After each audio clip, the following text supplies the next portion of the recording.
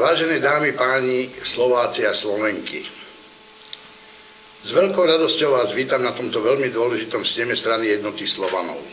Dnes stojíme na prahu novej etapy, ktorá má jediný cieľ – zmeniť Slovensko k lepšiemu.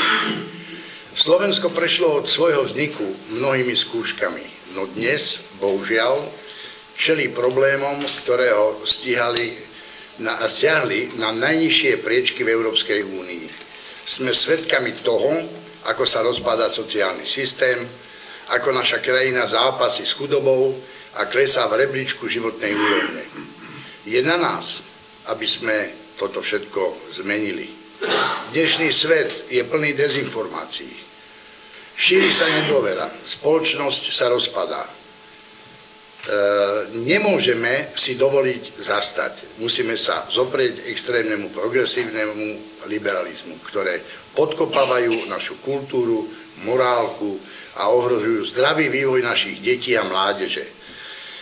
Súčasne nás čaká tvrdý boj s rozkradačmi našej krajiny a politikmi, ktorí sa síce tvária ako národovci, ale sú to len maskovaní zapredanci, ktorí ničia Slovensko svojim hadím jazykom, drancujú krajinu a rozbijajú našu spoločnosť na malé, nejednotné kúsky. Naša úloha je jasná: obnoviť Slovensko, posilniť naše kresťanské a slovanské hodnoty, chrániť našu identitu, rodinu a pokračovať na reálnych riešeniach, ktoré pomôžu občanom žiť dôstojnejší a lepší život.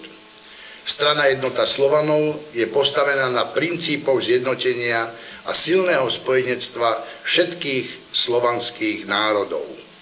V rámci našej misie chceme podporovať slovanské tradície, malé a stredné podnikanie a bojovať proti byrokratickému zaťaženiu, ktoré dnes likviduje našu ekonomiku. Je tiež nesmierne dôležité, aby sme sa zamerali na našu mládež. Práve mladí ľudia sú budúcnosťou Slovenska a musíme ich viesť k správnym hodnotám. Prostredníctvom našej mládežníckej organizácie Mladá krv vstupujeme do regiónov, kde chceme ponúknuť mladým ľuďom priestor na diskuziu a rozvoj ich talentov.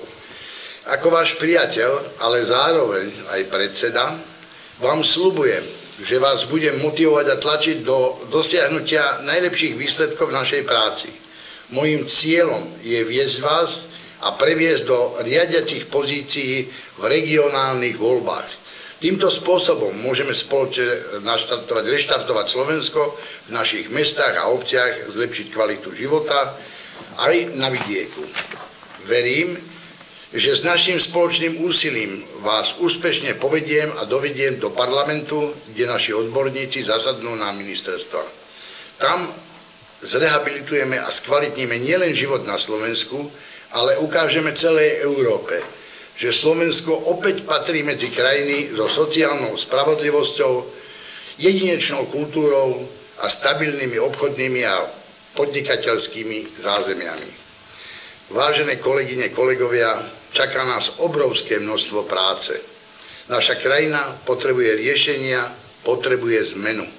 Dnes si definujme našu budúcnosť, položíme základy našeho programu a určujeme smer, ktorým chceme ísť. Toto je chvíľa, keď máme možnosť zjednotiť sa, vyhrnúť si rukávy a pustiť sa do práce. Sme na dobrej ceste a som hrdý, že vás tu dnes všetkých vidím. Nezabúdajme, že naša práca musí byť odborne podložená, musíme analyzovať problémy a prichádzať s konkrétnymi riešeniami. Vzdelávajme sa, stretávajme sa s ľuďmi a pracujme na tom, aby sme ich problémy pochopili a našli pre nich riešenia. Ďakujem vám za vašu oddanosť a verím, že spolu dokážeme veľké veci. Spolu môžeme Slovensko vrátiť na cestu dôstojnosti, hrdosti a prosperity. Ďakujem pekne.